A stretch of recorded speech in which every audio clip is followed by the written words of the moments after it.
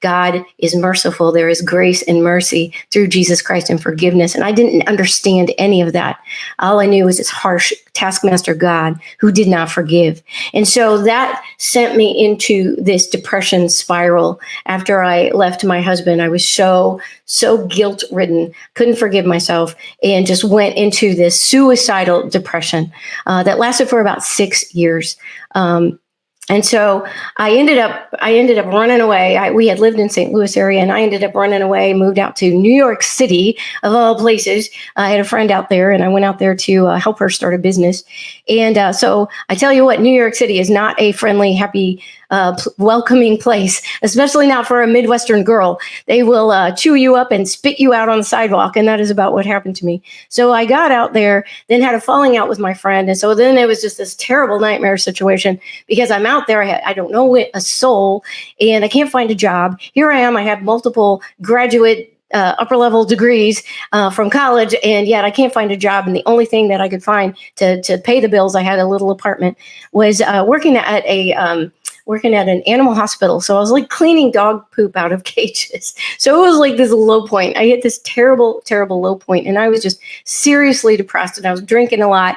And so I ended up attempting suicide. I attempted suicide by taking a handful of sleeping pills, and it actually worked. And I died.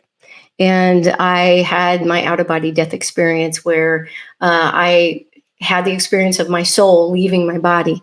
And I was in the hospital at this point, and in my experience, I remember my soul, my spirit, flying through the corridors in the hospital, and I could see people walking in the hallway underneath me. And at this point, I didn't even know what was going on. I didn't realize that I was dead, I don't think, and I was just observing what was happening. I wasn't in control. I was just watching, and had this experience of going into a waiting room, and nobody could see me, but this one woman could see me. And so I walked over to her and kind of had a little interaction with her.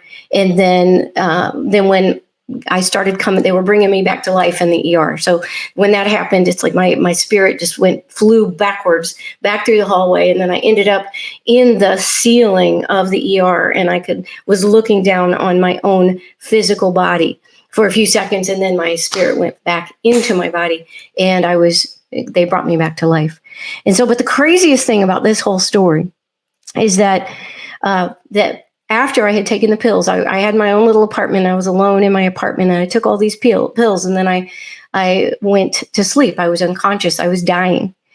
So after that happened, 4 angels came into my room, and they woke me up, and they helped me. They guided me to go walk across my floor, crawl across the floor, and use my landline phone back then to call 911.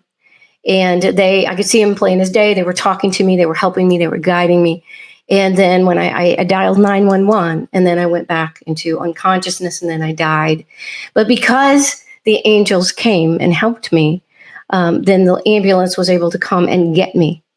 And then that's why I was in the hospital when I actually was experiencing all of that stuff.